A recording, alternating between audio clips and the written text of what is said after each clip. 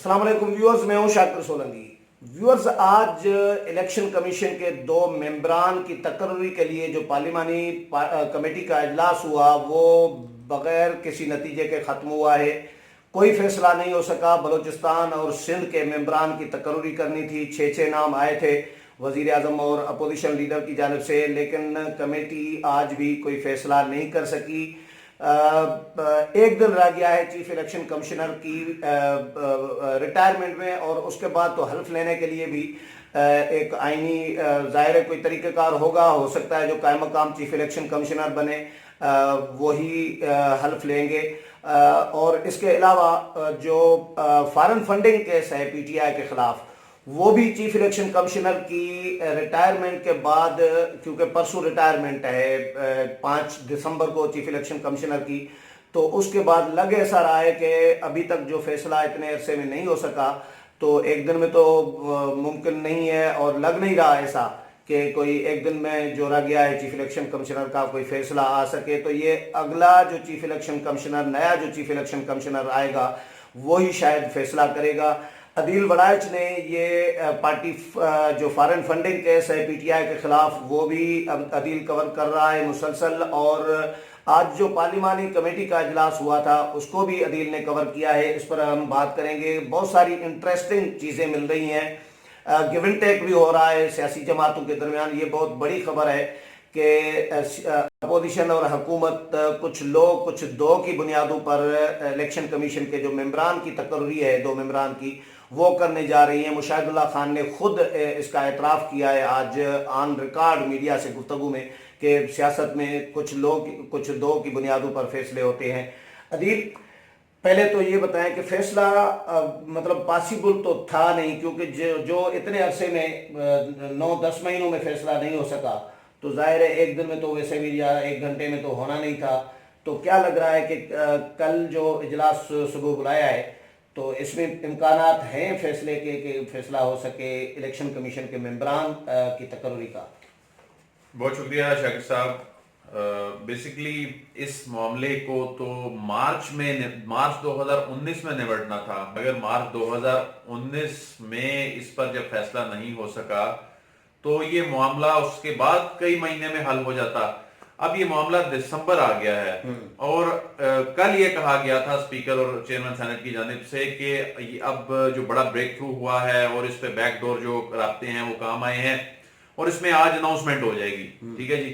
اور آج بھی اس پہ اناؤنسمنٹ نہ ہو سکی، کیونکہ معاملہ یہ ہے کہ جب آپ ارکان کا تقرر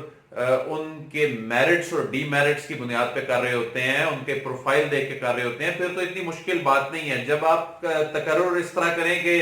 اس صوبے سے ہم لیں گے، اس صوبے سے آپ لے لیں، یہ تیرا بندہ یہ میرا بندہ، یہ تیرا بندہ یہ میرا بندہ، اور وہ لوگوں کے نام بھی باہر جو ہیں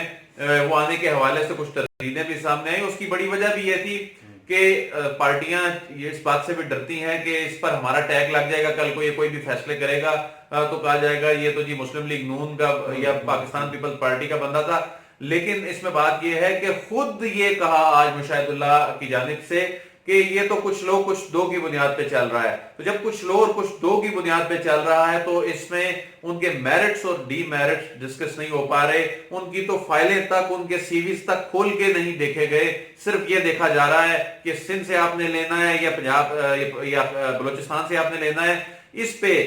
فارمولا طے پا گیا ہے، حکومت اس بات پہ کسی حد تک رضامند ہو گئی ہے، ٹھیک ہے بلوچستان سے ہم لے لیتے ہیں اور سندھ سے آپ لے لیں۔ تو اب یہ کوئی ایگریمنٹ نہیں ہوا، لیکن یہ انڈرسٹینڈنگ ہے۔ دیکھیں، یہ انڈرسٹینڈنگ کے تحت ہی ہوتا ہے، ماضی میں بھی یہ انڈرسٹینڈنگ کے تحت ایک مرتبہ ہو چکا ہے،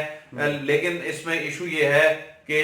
اب چونکہ سندھ آپ نے اپوزیشن کو کہا کہ ٹھیک ہے آپ ڈیسائیڈ کر لیں، تو ان کے اندر ایک ڈویژن سامنے آ گئی۔ تو نون لیگ کہتی ہے جی ہمارا بندہ ہونا چاہیے، اور جو پاکستان پیپلز پارٹی کہتی ہے یہ ہمارا بندہ ہونا چاہیے۔ تو اب کل 2 بجے تک شیری مزاری جو اس کو ہیڈ کر رہی ہیں وہ بڑی ہوپ فل ہیں کہ اس پہ کوئی نہ کوئی نتیجہ سامنے آ جائے گا۔ لیکن بات یہ ہے کہ اس اتنے اہم معاملے میں، جب اتنے اہم وقت میں جب پارٹی فنڈنگ کیس چل رہا ہے، ان لوگوں نے ڈیسائیڈ کرنا ہے پارٹی فنڈنگ کیس، ٹھیک ہے جی، جب ان لوگوں نے ڈیسائیڈ کرنا ہے تو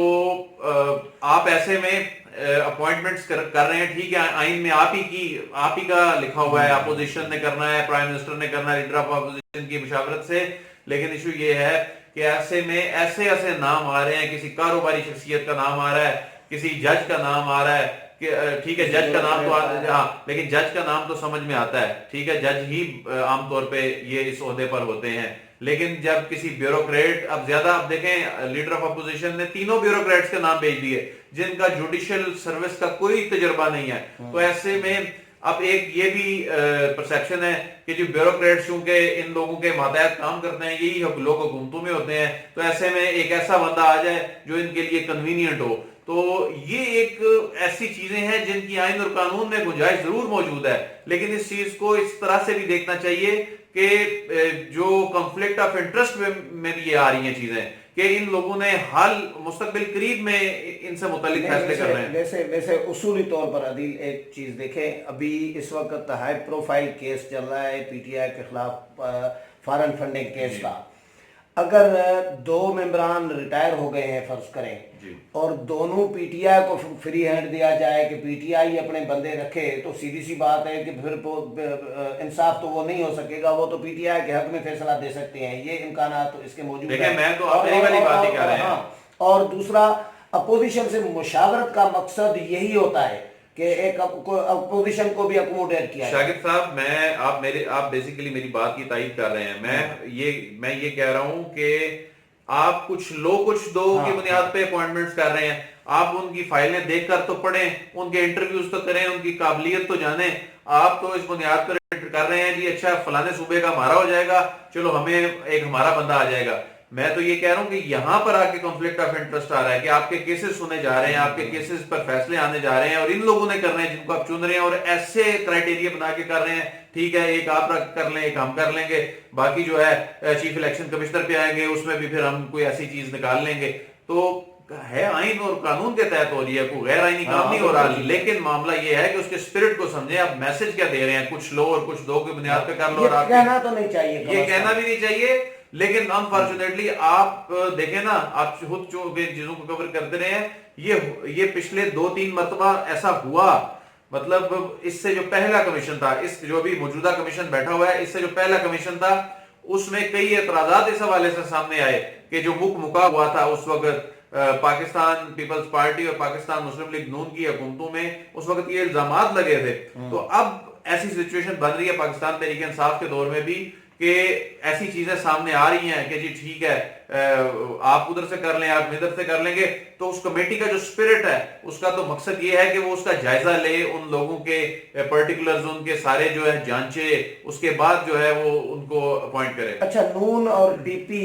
آج ظاہر ہے آپ لوگوں نے بات کی ہے، وہاں پر موجود تھے، جو سندھ کے ممبر کی تعیناتی ہے، نامزدگی ہے، اس میں نون اور پی پی میں بظاہر نظر آ رہے تھے کہ یا تجزیہ ہے یا انفارمیشن ہے، کیا ہے اختلافات کی؟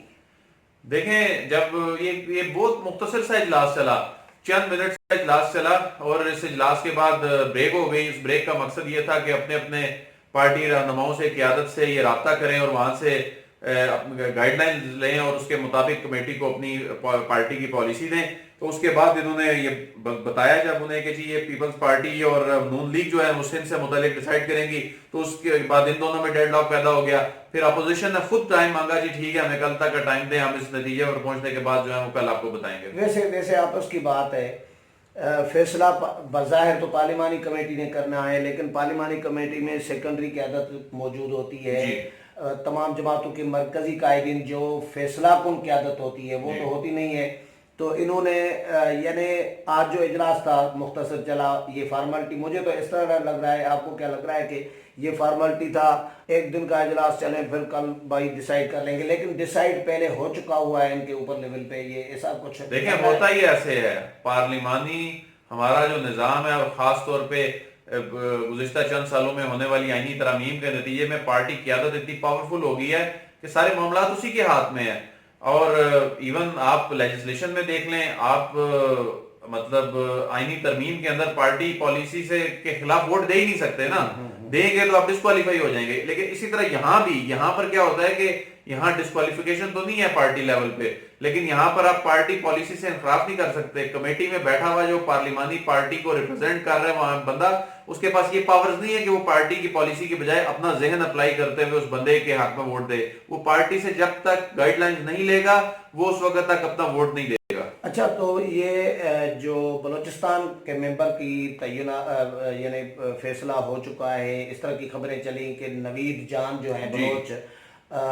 یہ اپوزیشن تو نہیں مان رہی کہ اتفاق نہیں ہوا، لیکن کچھ اطلاعات یہ ان میں کتنی صداقت ہے کہ ہو گیا؟ لیکن جاکر صاحب اس بات پہ تو دیکھیں یہ طے ہو گیا تھا کہ بلوچستان میں، اور اس نام پر بھی اتفاق ہو گیا تھا.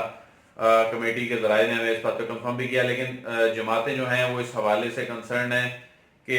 ہم اگر ہاں کہہ دیں گے ابھی سے، جب اس کو ایک متفقہ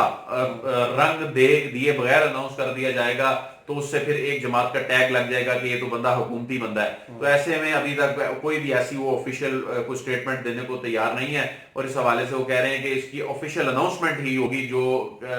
اس ٹیگ کو ختم کر سکتی ہے کہ جی یہ ہمارا بندہ ہے، یہ ان کا بندہ ہے. اچھا، آخر میں یہ چیز مجھے ضرور بتائیں ویورز کو کہ فارن فنڈنگ کیس کہاں تک پہنچا ہے؟ چیف الیکشن کمشنر ریٹائر ہو رہے ہیں، اس کے بعد کیا ہوگا؟ یہ آگے چلے گا یا کون سنے گا؟ اب چیف الیکشن کمشنر ریٹائر ہوگا تو نیا قائم مقام کون ہوگا؟ ان کے حلف کا کیا ہوگا، نئے ممبران کا؟ دیکھیں چیف الیکشن کمشنر جو ہیں وہ 6 تاریخ کو یعنی 5 تاریخ کی رات 12 بجے تک ان کو اپنے آفس میں موجود رہیں گے.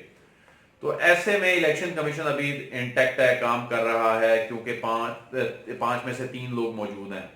ان 5 میں سے 2 رہ جائیں نا تو الیکشن کمیشن انکمپلیٹ ہو جاتا ہے. ابھی تک جو فارن فنڈنگ کیس ہے روزانہ کی بنیاد پہ اس کی سماعت چل رہی ہے. دیگر یعنی جو نون لیگ اور پیپل پارٹی کی سماعت بھی ہے وہ چل رہی ہے، وہ چلے گی 11 تک. اب وہ ہے اگر 2 ارکان کی اپوائنٹمنٹ ہو جاتی ہے تو 4 لوگ ہو جائیں گے. 2 پہلے سے موجود ہیں، 1 چلے جائیں گے، 2 اور آ جائیں گے تو 4 ہو جائیں گے. پھر وہ چلتا رہے گا. چیف الیکشن کمشنر قانون یہ کہتا ہے کہ جو سینئر موسٹ ہوتا ہے پھر وہ ایلیویٹ ہو کے چیف الیکشن کمشنر قائم مقام بن جاتا ہے. وہ کون ہے؟ وہ ممبر پنجاب ہے. تو ممبر پنجاب جو ہیں وہ جب بن جائیں گے تو اس کے بعد معاملات چلتے رہیں گے. اور ایک اور عام کیس جو ہے وہ فردوس عاشق وان کے خلاف توہین عدالت کا کیس ہے، وہ بھی ٹیک اپ کر لیا ہے. فردوس عاشق وان کو نوٹس بھی جاری کر دیا، 9 تاریخ کو اس کو سماعت کے لیے مقرر بھی کر دیا ہے. تو اس بات کا امکان ہے کہ ممبر پنجاب کی سربراہی میں جو الیکشن کمیشن اگر مکمل ہوا تو وہ فردوس عاشق وان کے خلاف توہین عدالت کا کیس بھی سنے گا، کیونکہ انہوں نے پارٹی فنڈنگ کیس سے متعلق الیکشن کمیشن کے اوپر جو ہے وہ ایسی بات کی تھی کہ الیکشن کمیشن جو ہے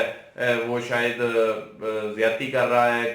ان کے ساتھ، ان کی جماعت کے ساتھ الزامات ہیں. تو یہ ابتدائی سماعت ہوگی ابھی، تو یہ بھی اپنی نوعیت کا ایک اہم کیس ہوگا. اس سے پہلے آپ کو پتہ ہے عمران خان جو ہیں وہ ایک نوٹس توہین عدالت کا فیس کر چکے ہیں، ان کے وارنٹس بھی جاری ہوئے تھے، وہ الیکشن کمیشن نے کیے تھے. یہ بات میں آپ کو اس لیے بتا رہا ہوں کہ بہت سے لوگ کہتے ہیں الیکشن کمیشن کیسے توہین عدالت کا نوٹس جاری کر سکتا ہے، تو اس کے پاس جوڈیشل پاور جو ہے نا وہ ساری ہوتی ہیں. چلیں، بہت شکریہ عادل. ویورز، عادل بلائچ